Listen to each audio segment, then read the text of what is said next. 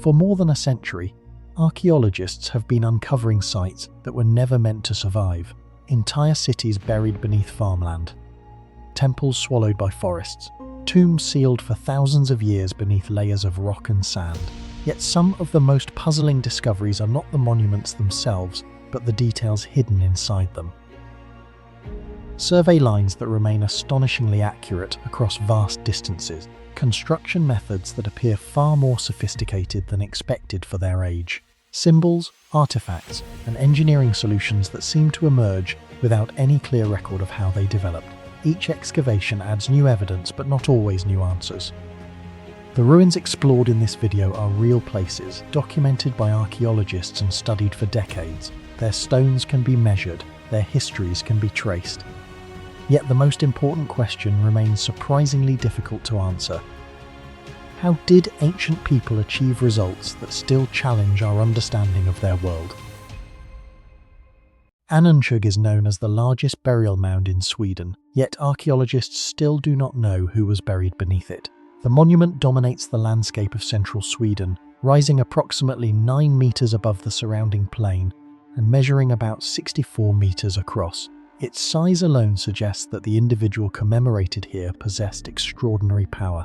Yet after more than 1,000 years, no name, inscription, or confirmed burial has ever revealed who that person was. The largest burial mound in Sweden was built to preserve a memory. Instead, it preserved a mystery.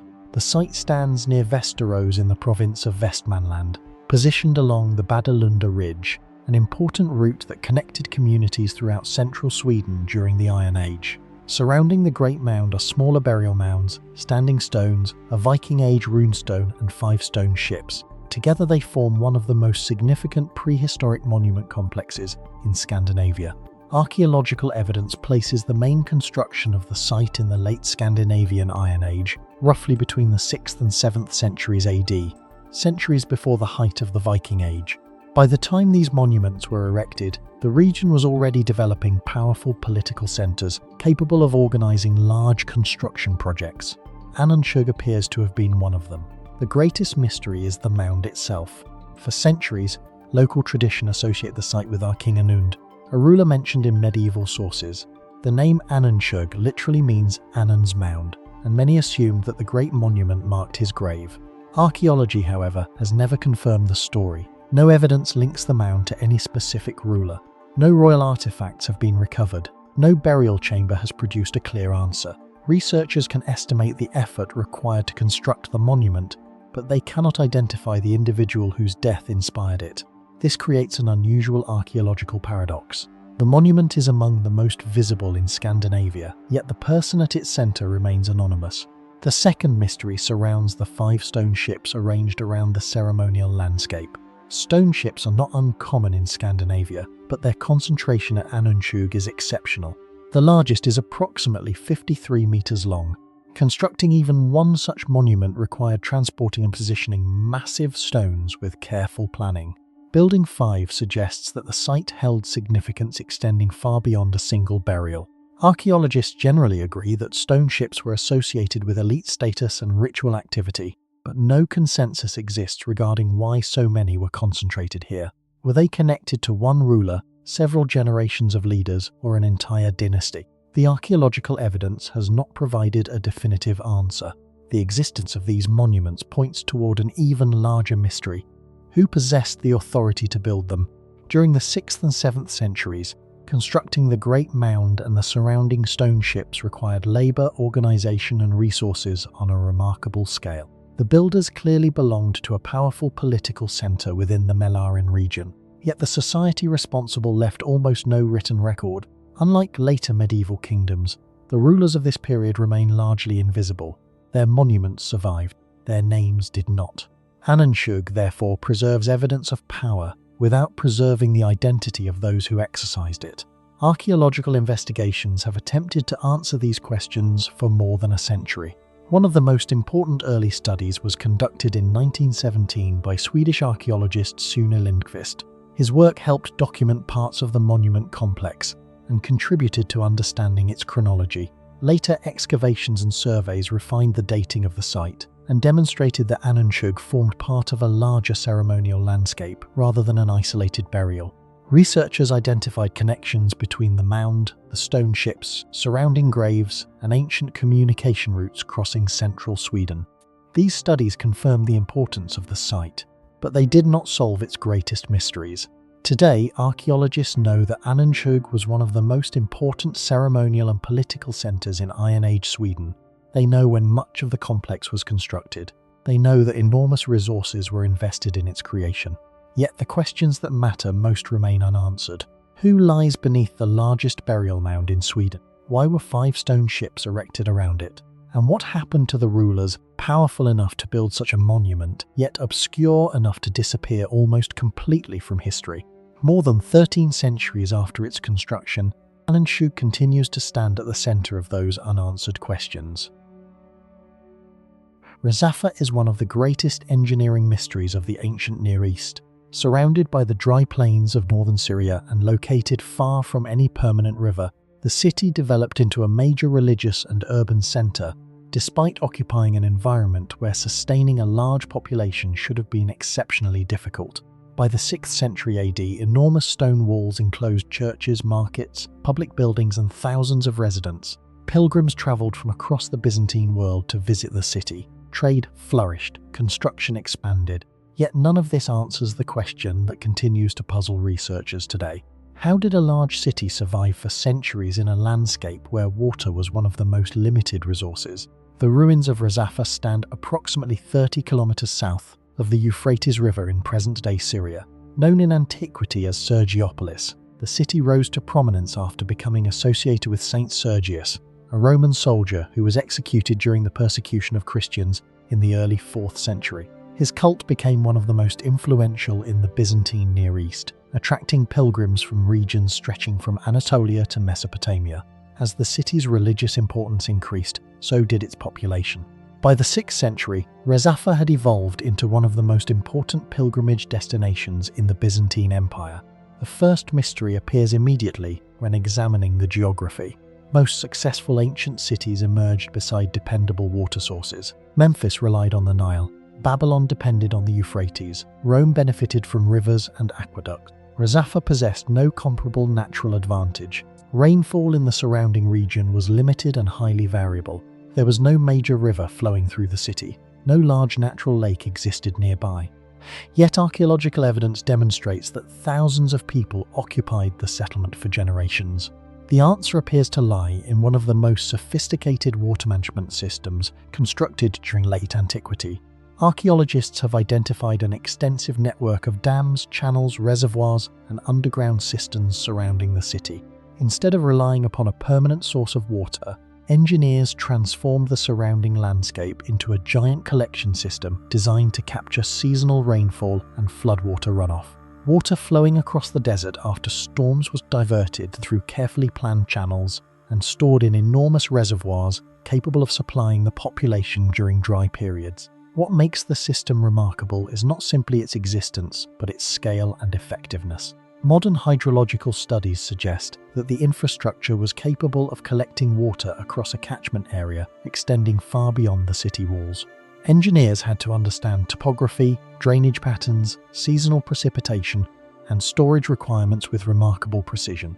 Without modern surveying equipment, computer models, or scientific hydrology, they created a system capable of sustaining an urban centre in an environment that would otherwise have struggled to support permanent settlement.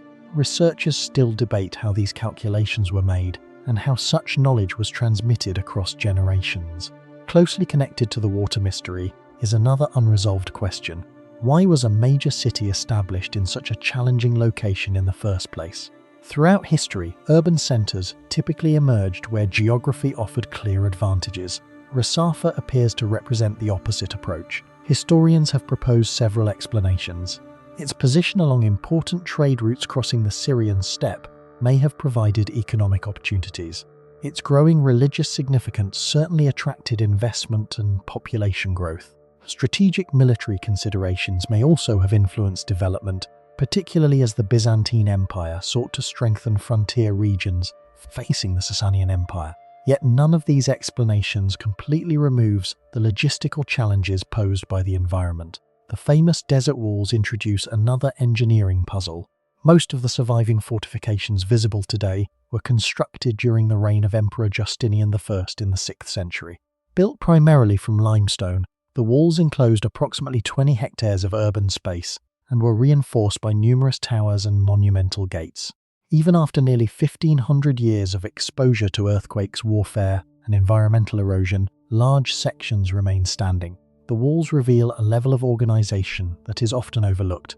Every block of stone required quarrying, transportation, shaping, and placement. Construction crews required food, water, tools, and administrative support. The logistical effort necessary to build such defenses in a region already struggling with limited resources would have been immense. Historians can study the finished structures, but many details of the construction process remain unknown. How large was the workforce? How were materials transported? How were projects coordinated across such a vast area? Archaeology provides clues but not complete answers. Excavations have also revealed evidence of unusually careful urban planning. Water infrastructure, religious complexes, defensive structures, and residential districts appear integrated into a coordinated design rather than developing through uncontrolled expansion. The city reflects advanced knowledge of surveying and landscape management. Small errors in gradient calculations could have reduced the effectiveness of water distribution systems, yet the infrastructure functioned successfully for centuries. This suggests that the engineers responsible possessed practical expertise that modern researchers are still attempting to reconstruct. Scientific investigation of Decipher accelerated during the 20th century. German archaeological missions conducted extensive surveys and excavations beginning in the 1950s, documenting the city's architecture and infrastructure in unprecedented detail. Subsequent international research projects expanded these studies through aerial photography, satellite imagery, environmental analysis, and hydrological modeling. Rather than simplifying the story of Decipher, each new investigation revealed additional complexity. Researchers increasingly recognized that the city could not be understood solely by studying its walls and buildings. The surrounding landscape itself was part of a much larger engineered system. One of the most important discoveries involved the network of water control structures beyond the city limits. Archaeologists identified dams and collection systems extending into the surrounding desert, demonstrating that Decipher functioned within a carefully managed environmental framework. The city was not simply built in the desert, it actively reshaped the desert to make urban life possible. Perdigones remained important for nearly 14 centuries, yet archaeologists still cannot fully explain why. Between approximately 3400 BC and 2000 BC, prehistoric communities repeatedly returned to the same location in southern Portugal and expanded one of the largest ceremonial complexes ever built in Neolithic and Chalcolithic Europe. They excavated massive concentric ditches, constructed monumental wooden structures, transported exotic materials across hundreds of kilometers, and carried out elaborate rituals involving the dead. Generation after generation continued investing labor into the site long after its original builders were gone. The physical remains are visible. The reason for such extraordinary continuity is not. The Perdigones archaeological complex is located near Reguengos de Monsaraz in Portugal's Alentejo region. The site occupies roughly 16 hectares within a natural basin whose eastern side opens toward the horizon.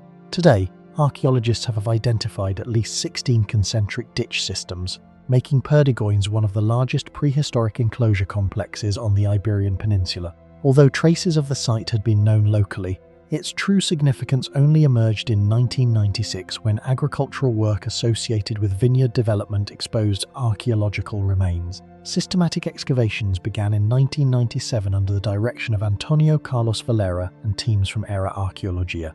Over the following decades, excavation, aerial photography, radiocarbon dating, and geophysical surveys revealed a prehistoric landscape far larger and more complex than anyone initially suspected.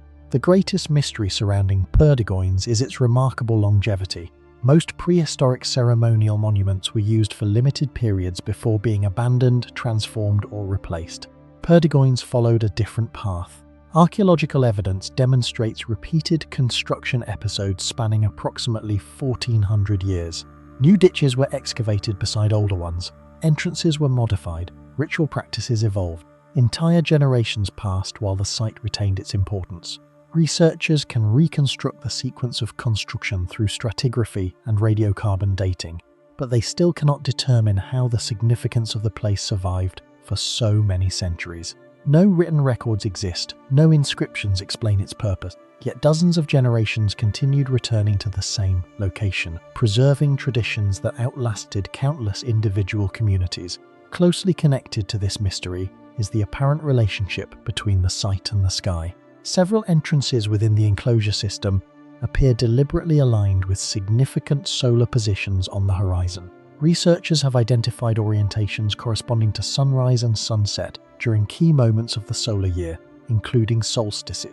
The natural basin itself seems to have been incorporated into the overall design, creating a ceremonial landscape connected to the movement of celestial bodies. Such alignments are not unique in prehistoric Europe. Sites such as Stonehenge in England and Newgrange in Ireland also demonstrate astronomical considerations. What makes Perdigoins remarkable is that these orientations were integrated into a vast system of multiple ditches and ceremonial spaces rather than a single monument. The evidence strongly suggests intentional planning, yet the exact rituals associated with these alignments remain unknown. Another major mystery emerged from one of the most important discoveries ever made at the site. In 2020, archaeologists announced the identification of a large timber circle near the center of the complex. Measuring approximately 20 meters in diameter, the structure consisted of concentric arrangements of wooden posts and palisades. It became the first known prehistoric timber circle of this type discovered on the Iberian Peninsula. Similar monuments are known from Britain and parts of Central Europe, where they are often associated with ceremonial and astronomical activities. The discovery immediately raised new questions. Did the communities of prehistoric Iberia share ideas with groups living far to the north? Were similar religious traditions spreading across large parts of Europe? Or did different societies independently develop comparable ceremonial structures? Archaeologists continue debating these possibilities.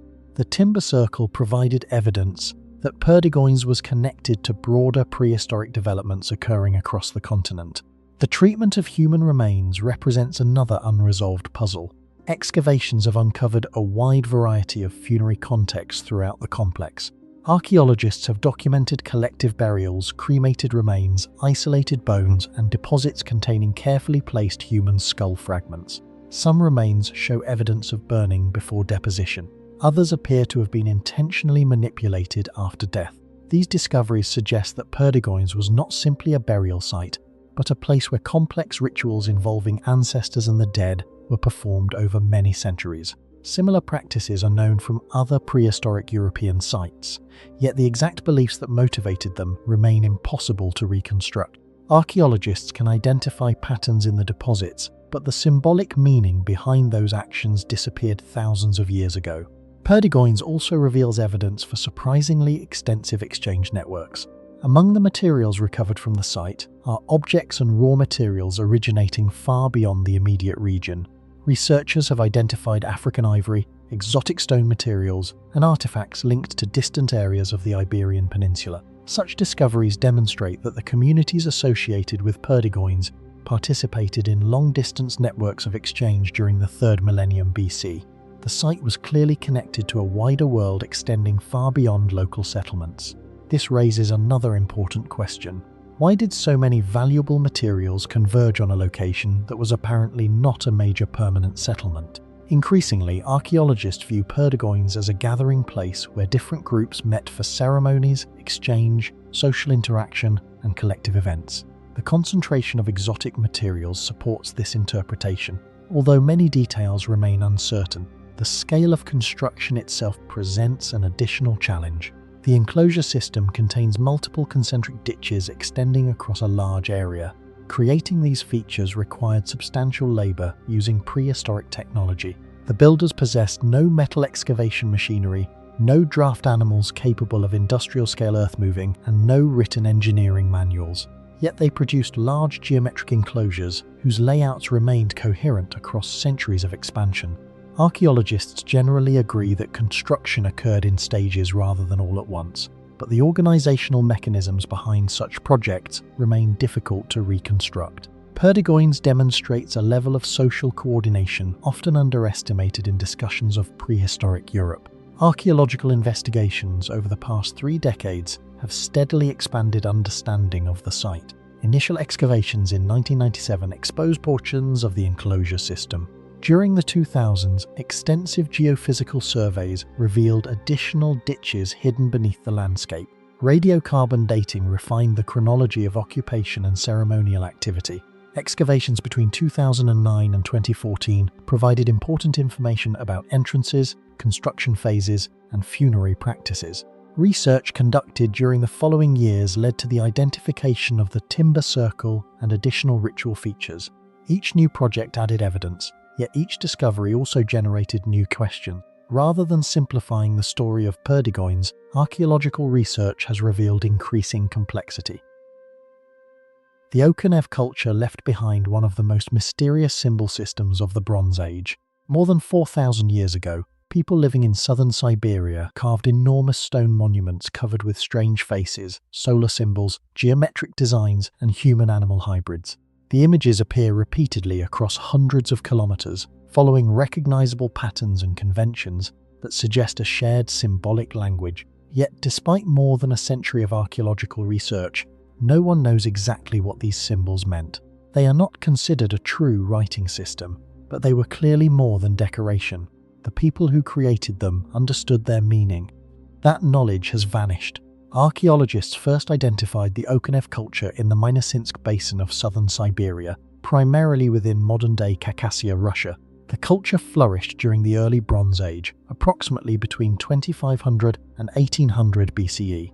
Its name comes from Okunev Ulus, where characteristic burials were first documented during archaeological investigations in the early 20th century. Over subsequent decades, excavations revealed an unexpected discovery. Scattered throughout the region were stone stelae and burial monuments bearing some of the most unusual imagery ever found in prehistoric Eurasia. The greatest mystery centers on the apparent structure of the symbol system itself. Archaeologists have documented recurring combinations of images appearing on monuments separated by considerable distances. Certain facial designs are repeated. Solar motifs follow similar patterns. Geometric elements recur in consistent arrangements. This repetition suggests that the carvings were governed by shared rules understood throughout the Okunev world. Researchers are careful not to describe these symbols as writing, because there is currently no evidence that they encoded speech. However, many specialists agree that the imagery functioned as a sophisticated symbolic system. The carvings communicated information, beliefs, identities, or concepts that were widely recognized by the communities that created them. The problem is that no surviving key exists to decode the message. Among the most striking features are the enormous anthropomorphic faces carved into stone. Many display oversized circular eyes, prominent noses, and elaborate horned headdresses. Some are surrounded by radiating lines resembling sunlight. Others contain multiple facial divisions or additional eyes. Several examples appear so unusual that they have become some of the most recognizable images in Siberian archaeology. The meaning of these faces remains unknown. Some archaeologists interpret them as deities. Others suggest ancestors, mythological beings, or ritual specialists. None of these explanations can be verified because the Okunev culture left no written records. Every interpretation relies entirely on archaeological context and comparison with other ancient traditions. Closely connected to these faces is the remarkable abundance of solar imagery. Circular discs, radiating lines, and sun-like motifs appear throughout Okunev art. In many cases, human faces and solar symbols are merged into a single composition. This association has led researchers to propose that celestial beliefs may have occupied a central place in Okunev cosmology. What makes this especially intriguing is the consistency of the symbolism. The repeated combination of faces and solar elements suggests that the relationship carried specific meaning. Whether these images represented gods, celestial powers, seasonal cycles, or concepts now lost to history remains uncertain. Another recurring theme involves hybrid beings that combine human and animal characteristics. Horned figures appear frequently. Some images blur the distinction between people and animals entirely. Such imagery has often been compared with later shamanic traditions documented across Siberia, where transformation between human and animal forms played an important symbolic role. Archaeologists remain cautious about drawing direct connections. The Okhanev culture existed thousands of years before most recorded accounts of Siberian shamanism. Similar imagery does not necessarily indicate identical beliefs. Nevertheless, the repeated appearance of hybrid beings strongly suggests that these figures held important symbolic or ritual significance. The geographical distribution of the monuments introduces another layer of mystery. Similar symbols appear throughout the Minnesinsk Basin across a region spanning hundreds of kilometers. Such consistency implies long-term cultural continuity and the successful transmission of symbolic knowledge across generations. Yet archaeologists have found no evidence for centralized institutions capable of enforcing artistic standards on such a scale. This raises an important question. How was symbolic knowledge preserved and communicated throughout the Okhanev world? Oral traditions may have played a crucial role. Ritual specialists may have transmitted meanings through ceremonies and instruction. But because the symbols survive while their explanations do not, the mechanisms behind this cultural continuity remain largely invisible. Systematic archaeological research expanded significantly during the Soviet era. Excavations throughout the 20th century uncovered burial complexes, stone stelae, petroglyphs, and ritual monuments. Scholars including Leonid Kislasov contributed substantially to the study of the Minnesinsk Basin and helped establish the Okhanev culture as one of the most distinctive archaeological traditions in northern Eurasia.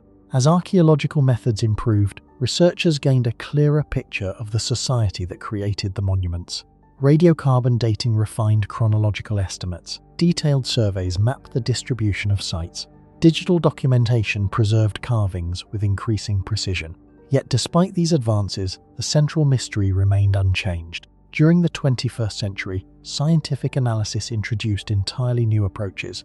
Ancient DNA studies provided valuable information about the ancestry of Okhanev populations and their relationship to other Bronze Age groups across Eurasia.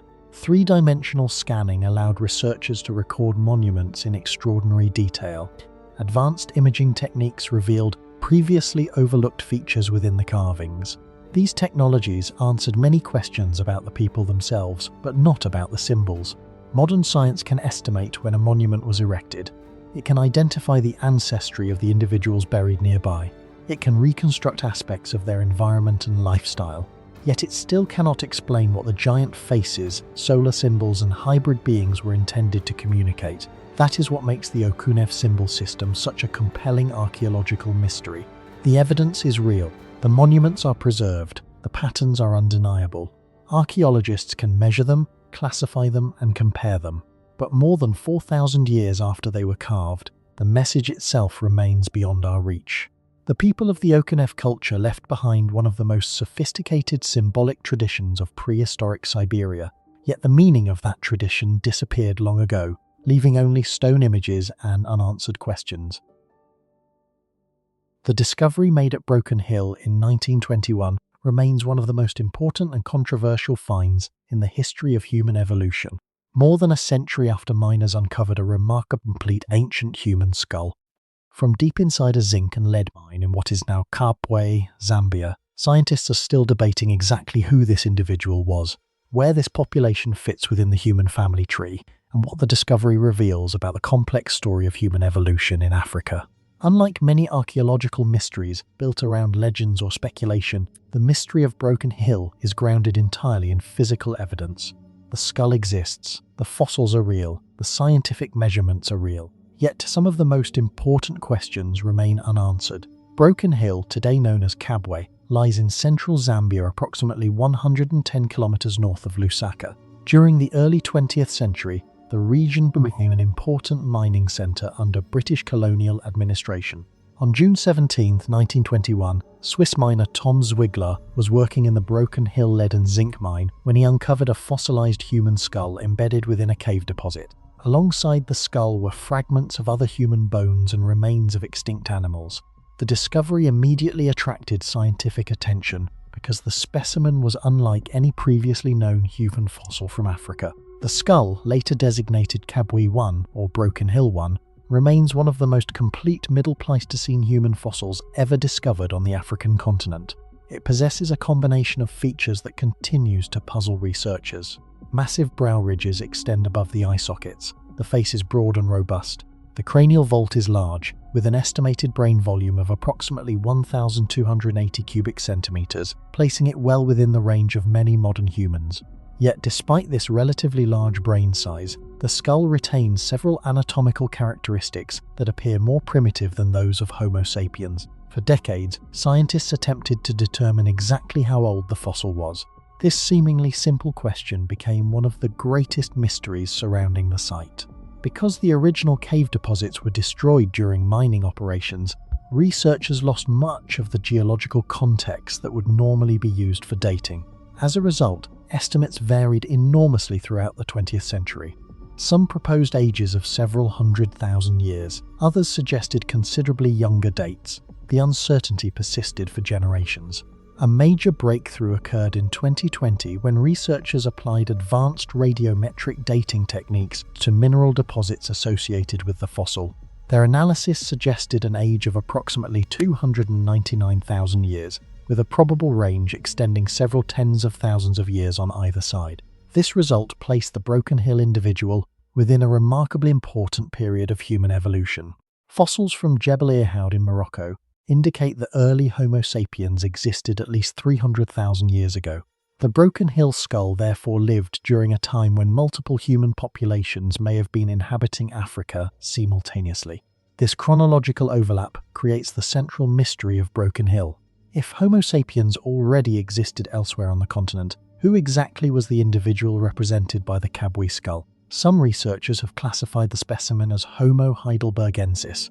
Others have suggested it represents a distinct African lineage, sometimes referred to as Homo rhodesiensis. Still others argue that the traditional classifications oversimplify a much more complicated evolutionary reality. Instead of a single ancestral population gradually transforming into modern humans, evidence increasingly suggests that Africa may have contained multiple interconnected populations exchanging genes, technologies, and cultural innovations across vast distances. The anatomy of the skull itself continues to fuel debate. The enormous brow ridge remains one of its most striking characteristics. In modern humans, brow ridges are generally reduced. In Kabwe, however, the ridge forms a continuous heavy bar across the face. Yet the skull also possesses a cranial capacity comparable to many living people. This unusual combination challenges simple evolutionary narratives. It suggests that certain anatomical traits evolved at different rates rather than disappearing simultaneously. The result is a mosaic of characteristics that does not fit neatly into traditional categories. Another fascinating aspect of the discovery involves evidence of disease. Examination of the upper jaw revealed severe dental pathology. Several teeth display extensive decay and infection. Some researchers have suggested that chronic infection may have contributed to the individual's death. If correct, the fossil provides rare insight into the health challenges faced by ancient human populations nearly 300,000 years ago. Such evidence reminds us that prehistoric humans were not merely evolutionary specimens. They were living individuals who experienced injury, illness, and environmental stress. The broader archaeological context surrounding Broken Hill introduces additional mysteries. Stone tools discovered within the region indicate that human populations were capable of producing sophisticated implements during this period. These technologies belong to a transitional era when tool-making techniques were becoming increasingly refined.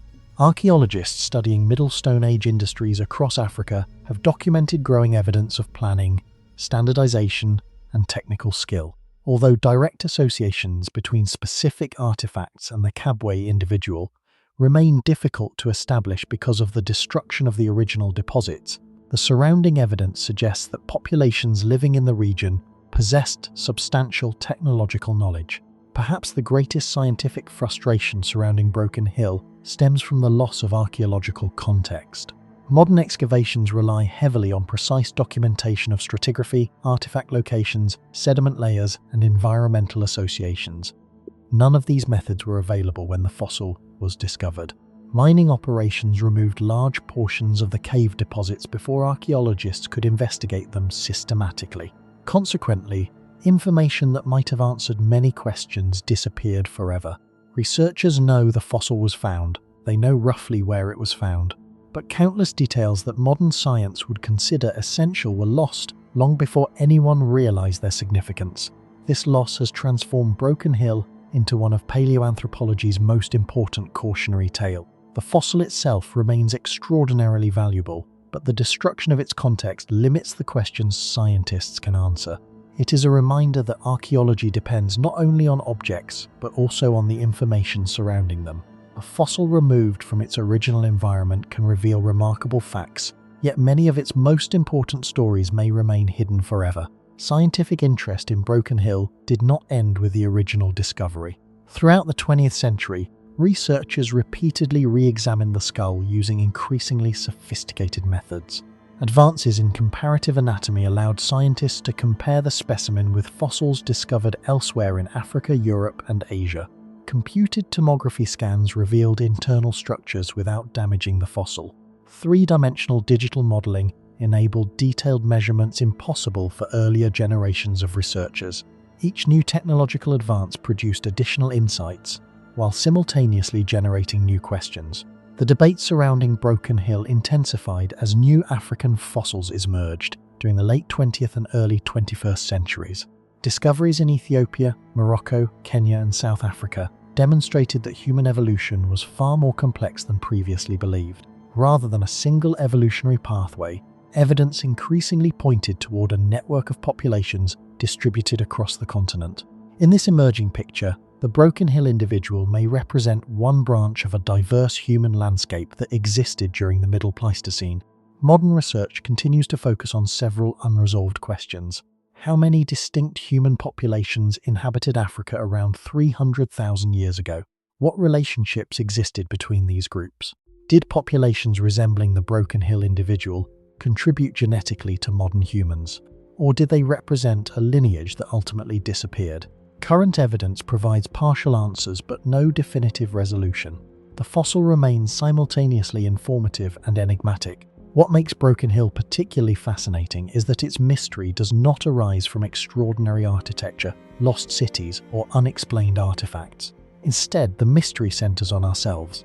The skull represents a human being who lived during one of the most important periods in evolutionary history. It comes from a time when the emergence of our own species was still unfolding. Yet, despite more than a century of scientific investigation, researchers cannot fully explain where this individual belongs within humanity's story. The Broken Hill skull therefore stands as one of the most significant archaeological discoveries ever made in Africa. It preserves evidence from a crucial chapter of human evolution, reveals the existence of populations that challenge traditional classifications, and highlights how much remains unknown about our origins. Every new study adds another piece to the puzzle, but the complete picture remains elusive. More than 100 years after its discovery, the ancient face from Broken Hill continues to confront scientists with the same fundamental question. When modern humans emerged, who else was sharing Africa with them, and what became of those forgotten populations? Few ancient structures raise more questions about the evolution of architectural engineering than the Palace of Sarvastan. Built during the final centuries of the Sasanian Empire, this monument stands as one of the earliest surviving examples of large-scale domed architecture in Iran. What makes Sarvastan remarkable is not its size or its decorative richness, but the fact that its builders solved structural challenges that would influence architecture across the Middle East for centuries.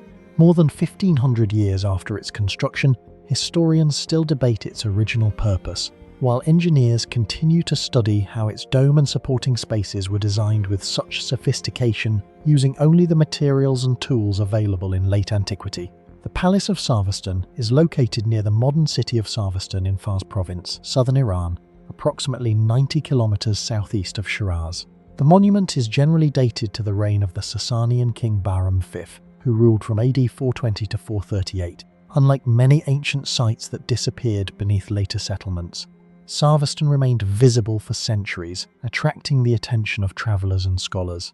Systematic archaeological investigations during the 20th century revealed a structure unlike most other surviving Sasanian buildings.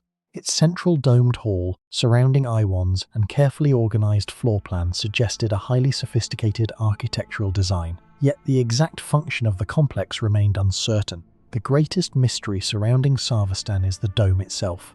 Today, domes are often associated with Byzantine churches, Islamic mosques, and Renaissance cathedrals. Yet Sarvastan demonstrates that Sasanian architects were experimenting with advanced domed spaces centuries before many later architectural traditions reached their peak. Constructing a dome is not simply a matter of stacking materials into a curved shape.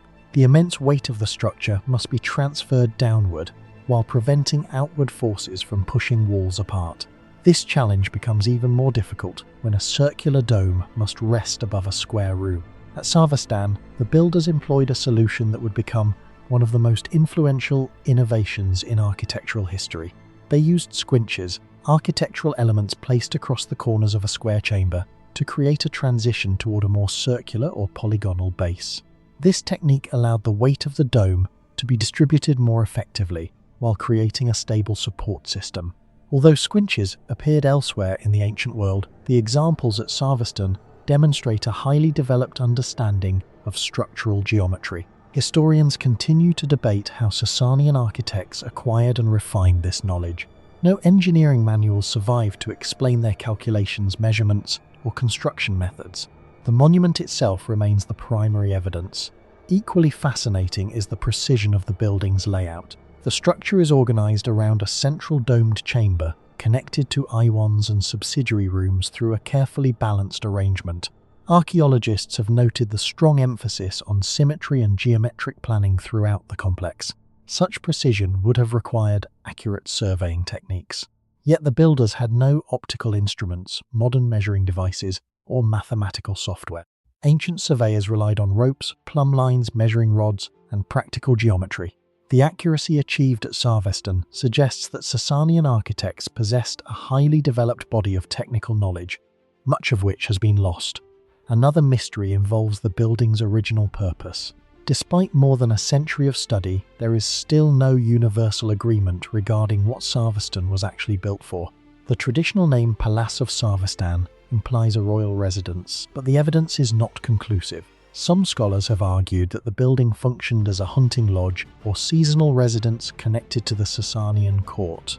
Others have proposed that it served a ceremonial or religious role. The unusual combination of architectural features does not perfectly match known royal palaces from the same period. Unlike major imperial centres such as Decipher, Sarvastan lacks many characteristics expected of a large administrative complex. This uncertainty has transformed the building from a simple architectural monument into an enduring archaeological puzzle. The question of function becomes even more intriguing when viewed within the broader context of Sasanian architecture. The Sasanian Empire controlled a vast territory stretching from Mesopotamia into Central Asia and competed directly with the Byzantine Empire. During this period, architecture became a powerful expression of political authority and cultural identity. Monumental liwans, domed halls, and elaborate ceremonial spaces appeared throughout the empire. Yet Sarvastan occupies a unique position because it combines several of these architectural traditions within a relatively compact structure. Some researchers believe it may represent an experimental phase in the development of later architectural forms. If so, the building could preserve evidence of innovations that influenced centuries of Islamic architecture after the Arab conquest of Persia in the 7th century. The technological significance of Sarvastan extends beyond the dome. The builders worked primarily with stone, baked brick, and gypsum mortar.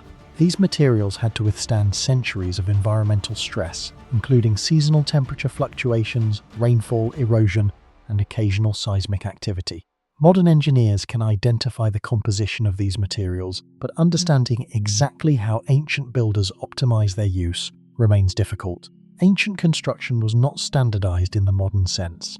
Success depended heavily on accumulated practical experience passed from one generation of craftsmen to another. Because most of that knowledge was transmitted orally rather than through written technical manuals, much of it disappeared long ago.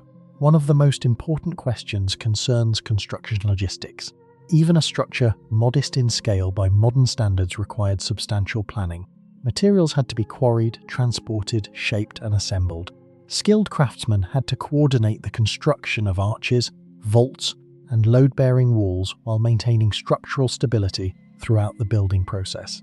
The dome itself would have required temporary support systems during construction, yet virtually no direct evidence survives describing how Sasanian builders organized such projects. Historians can study the finished result, but the methods used to achieve it remain largely hidden.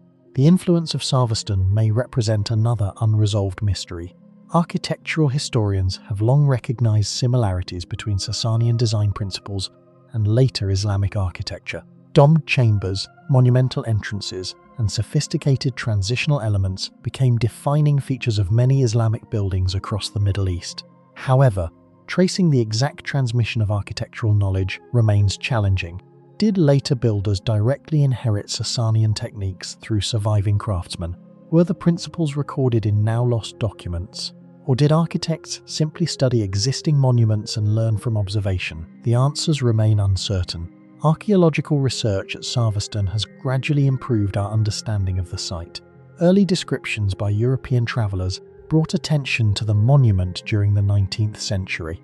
More systematic investigations followed during the 20th century as archaeological interest in Sasanian Iran increased.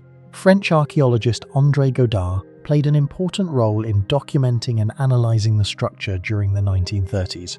His studies highlighted the architectural importance of the monument and helped establish its approximate chronology. Subsequent Iranian and international researchers continued examining the building's plan, construction techniques, and historical context. Architectural surveys, comparative studies, and conservation projects have provided valuable information, yet many fundamental questions remain unanswered. Modern technology has added new dimensions to the investigation.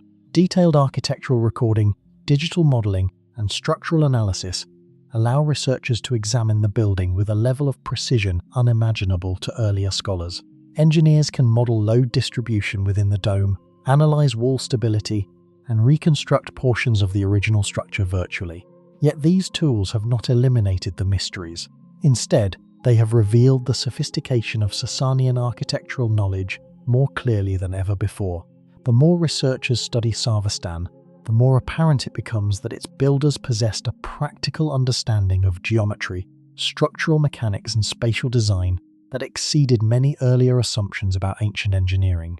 The Palace of Sarvastan ultimately stands as a reminder that technological history is rarely a simple story of continuous progress. Long before modern engineering emerged, ancient builders were solving complex structural problems through observation, experimentation, and accumulated experience.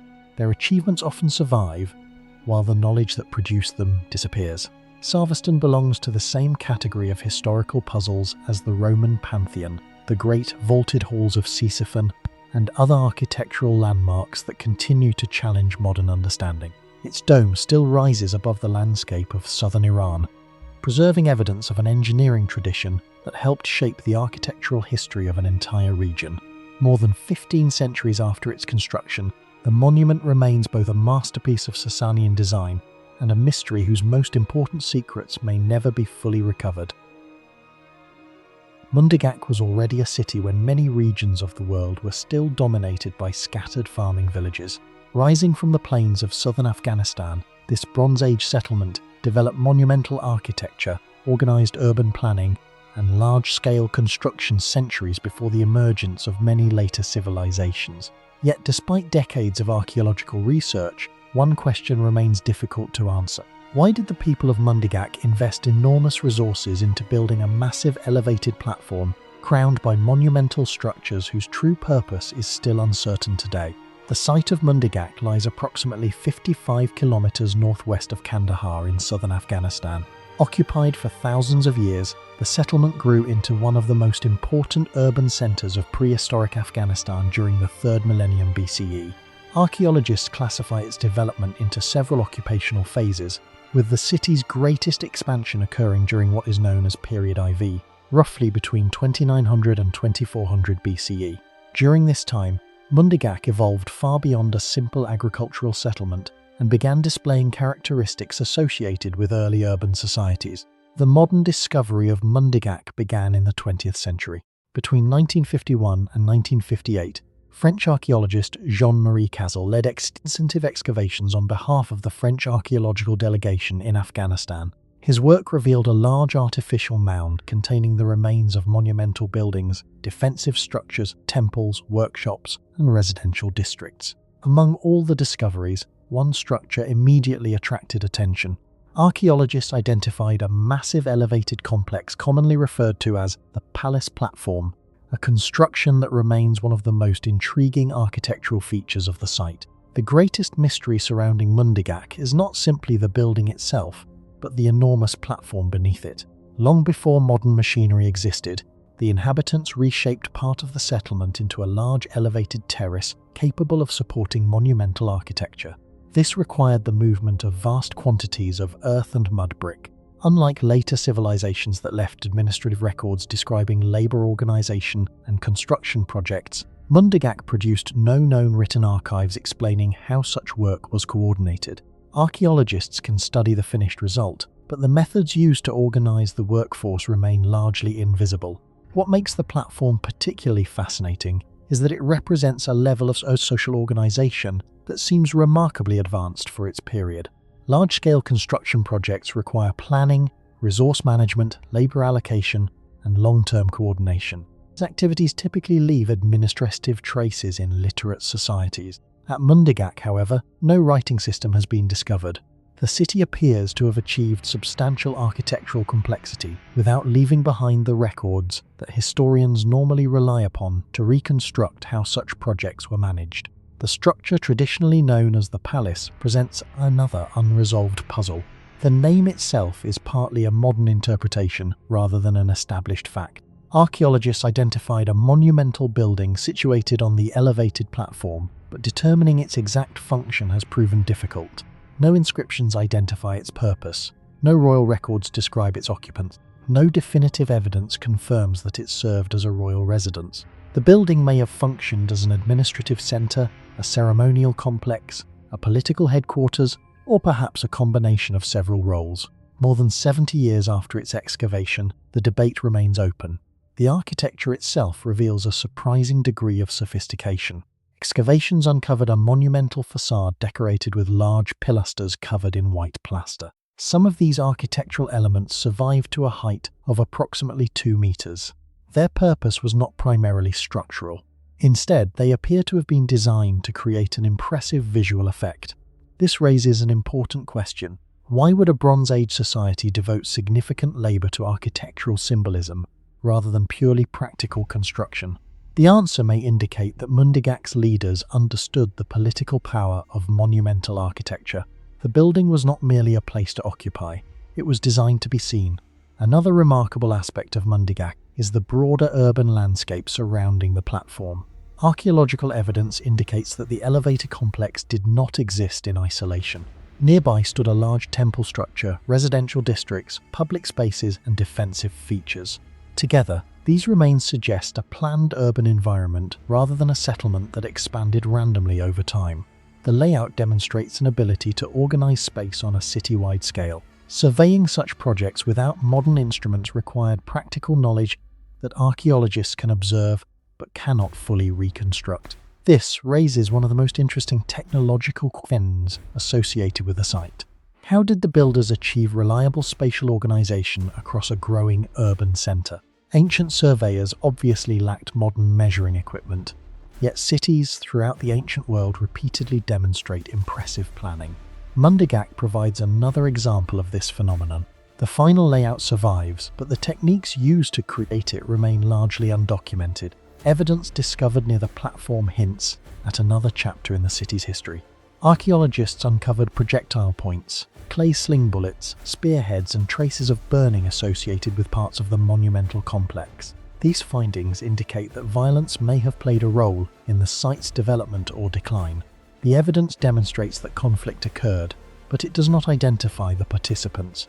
Were these signs of local warfare, external attacks, internal political struggles? The archaeological record provides clues but not definitive answers. Perhaps the most intriguing transformation occurred after the original monumental complex ceased functioning in its earlier form. During a later phase of occupation, the inhabitants constructed an even larger elevated structure over the area. Archaeologists refer to this later feature as the monument massif.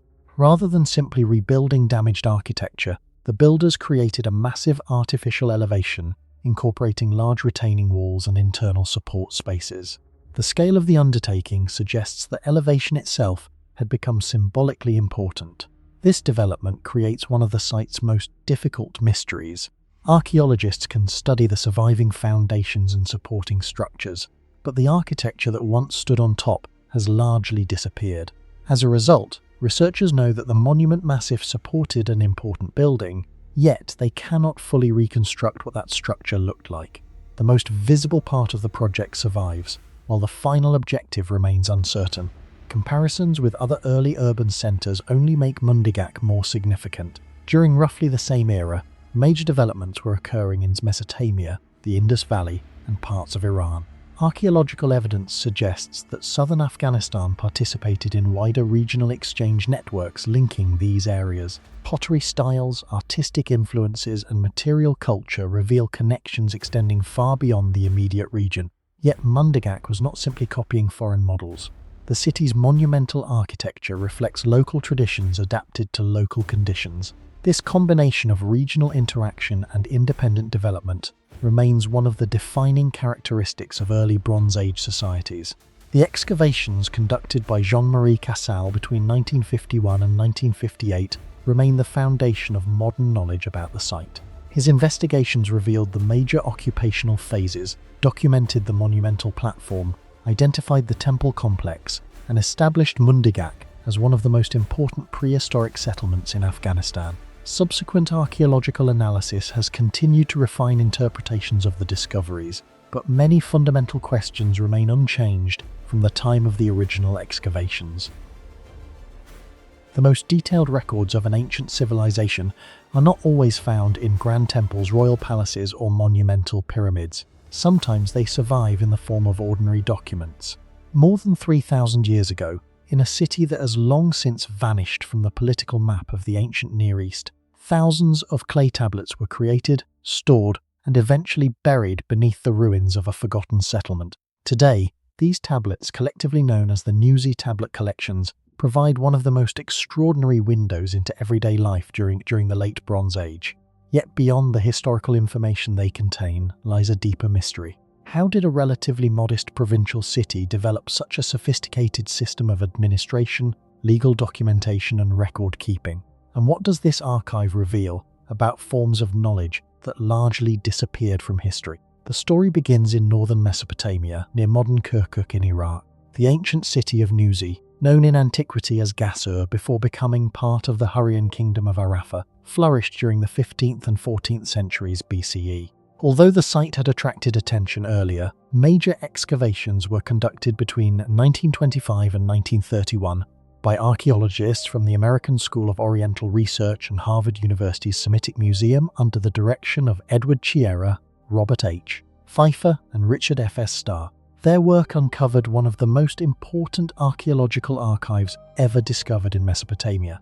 More than 5,000 clay tablets and tablet fragments emerged from the ruins, preserved beneath collapsed buildings that had remained undisturbed for over 3 millennia. At first glance, the tablets seemed less spectacular than royal inscriptions or legendary epics. Most contained contracts, court records, land transactions, marriage agreements, inheritance arrangements, tax obligations, inventories, and administrative correspondence. Yet this apparent ordinariness soon became the source of their greatest significance. Unlike many ancient archives that focus primarily on kings and military campaigns, the Nuzi tablets documented the daily functioning of an entire society. They revealed how families managed property, how legal disputes were resolved, how labour was organised, and how wealth circulated through the economy. Few archaeological discoveries have provided such a detailed snapshot of everyday life in the ancient world. The most remarkable mystery surrounding the collection is the sophistication of the administrative system itself. The city of Nuzi was not the capital of a vast empire. It was not comparable in scale to Babylon, Nineveh, or Thebes. Yet the sheer volume of documentation suggests an extraordinarily complex bureaucracy operating at a local level. Thousands of legal and economic records required standardized procedures for creation, verification, storage, and retrieval. Every contract had to be witnessed, authenticated, and preserved. Every transfer of land or property generated additional documentation, The archive demonstrates that administrative complexity in the ancient Near East extended far beyond the major imperial capitals often emphasized in historical narratives. This raises an important question. How were thousands of records managed in a world without paper, filing cabinets, or digital databases?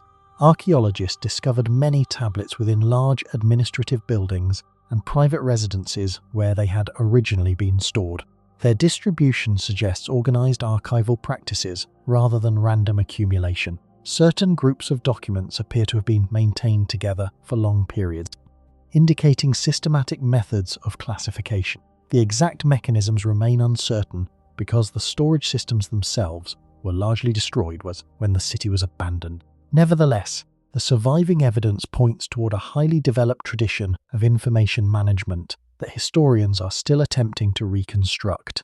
Another mystery concerns the professional scribes who produced these records. Writing cuneiform was neither simple nor widespread. Becoming a scribe required years of training. Complex legal formulas, specialized vocabulary, and standardized document structures demanded considerable expertise. Yet the Nuzi archive demonstrates that large numbers of documents could be generated consistently across decades.